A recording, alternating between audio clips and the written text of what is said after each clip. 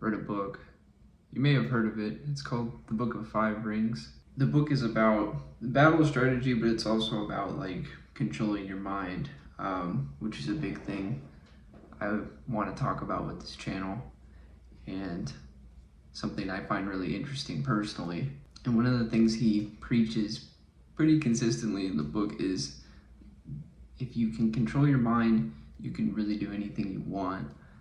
One of the ways he talks about this is like kind of internally, like asking yourself questions at times when you're really frustrated, just being like, why is this bothering me? You know, like, why am I getting so irritated by XYZ? Like, there's like an inherent desire, if you will, of wanting to limit yourself. And I wanted to make a video kind of discussing that and how I perceive that. As a person, there are a lot of situations and concepts in life that are scary for one reason or another. So instead of exploring those or reaching out, you would rather, kind of live in your bubble. Like, everybody kind of lives in a bubble in a way. If you break out of the bubble, and one of the things that he talks about in the book is if you can harness that aspect of your mind, there's really nothing stopping you from being the person you want to be. To me, the desire to limit yourself breaks down into some key points, of the biggest one being like the fear of failure. Like, most people hate failing. They don't want to fail. They don't ever want to fail. They don't want to experience that fear financially or emotionally. The fear of embarrassment is very big for a lot of people. They don't like putting themselves out there. I'm a lot like that in my own life. Nobody cares, but don't say that shit. Like, people will go out of their way to avoid failing by any means necessary if they can. When I was a younger kid and I was in high school, I would avoid doing sports because I didn't want people to see me being bad at sports. Just like avoiding asking girls out or trying to shoot for jobs that you didn't think you could handle. There's also like it's the unrealistic pressure that comes with the fear of failure. I feel like, especially now with the rise of social media, a lot of people see failure as not an option. You have to succeed. If you don't succeed, you're lower than dirt in a lot of ways. And I feel like a lot of people, instead of failing, they like to hug on the idea of, I could have done it. I could have been right. Like, I could have been a pro. I could have been a pro basketball player. I could have been a pro, like, I could have been a master chef, but I just didn't see the money in it or whatever. You know what I mean? You know what I mean. There's always some guy like that. And I feel like at times, everybody in their own way is kind of like that. But it's important to acknowledge it. Like, it really is a problem at the end of the day, because if you are saying things like that, do you really even believe it, or are you just trying to grandstand yourself to make yourself look better to others? People, for the most part in general, leave a lot of things on the table when it comes to chasing dreams. I can't even count on my hands the amount of people I know that always say that they could do something, but they don't want to because XYZ, or it won't ever happen, or the stars won't align for this magical thing to come into their life. And I'm trying to be better about it, but I don't know, it's like this part of human existence where like people just hang on this idea that like it's better to never try. And I wish I understood it more. I'm trying to understand it more. If something doesn't feel right to me, I feel like that's more important versus whether it makes me more in line with the greater crowd of people. But there is that saying of being lonely at the top of the mountain. And I think there's truth in that. You see a lot of the most successful people in the world tend to have problems when it comes to just being self-destructive.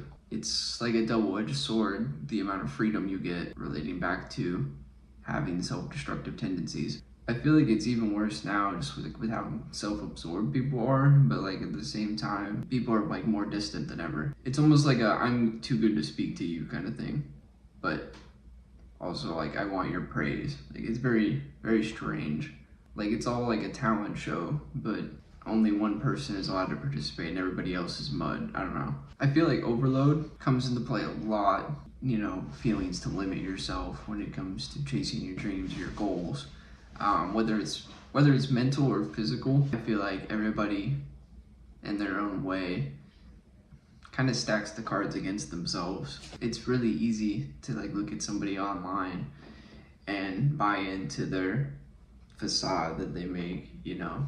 Like you'll see, I don't know, you'll see like a bodybuilder, you'll see like a model or whatever, and they're showcasing a life that just doesn't exist. And it's usually in order to sell you something. Like it preys on that envious part of human nature where like you decide that I need to be here and I need it now.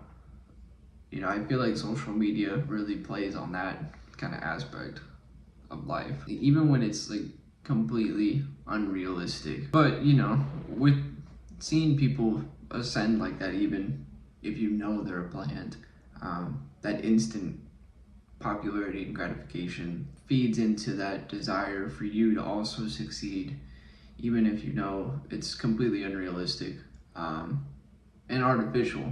But you want to do the same, and if you don't, then you're a failure. Because of that, you then cycle back to never trying to be who you want to be, which sucks. It sucks, but it's very real. And you know that fear of failure can also come from like your background. And I used to hang out with some really negative people a lot. I used to just consume a lot of really negative content. I noticed as I started to cut those things out and stop talking to those people, I started to feel better. It was a really weird feeling.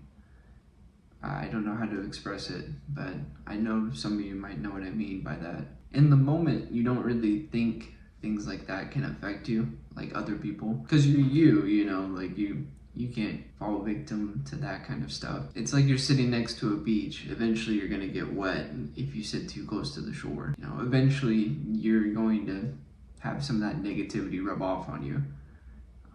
There's not much you can do about it other than move away from it. I think that's one of the ways you can really look towards fixing something like this. I feel like this kind of topic, it's not really something I can give a guide on how to fix. Like I can't give you a manual. I can give you a kind of blueprint though. The biggest thing is just setting realistic expectations for yourself and not getting sidetracked on what other people are doing. You know, there's a lot of liars out there, and a lot of times it's intentional. They're preying on that aspect of your personality, of your psyche, usually to sell you something or waste your time.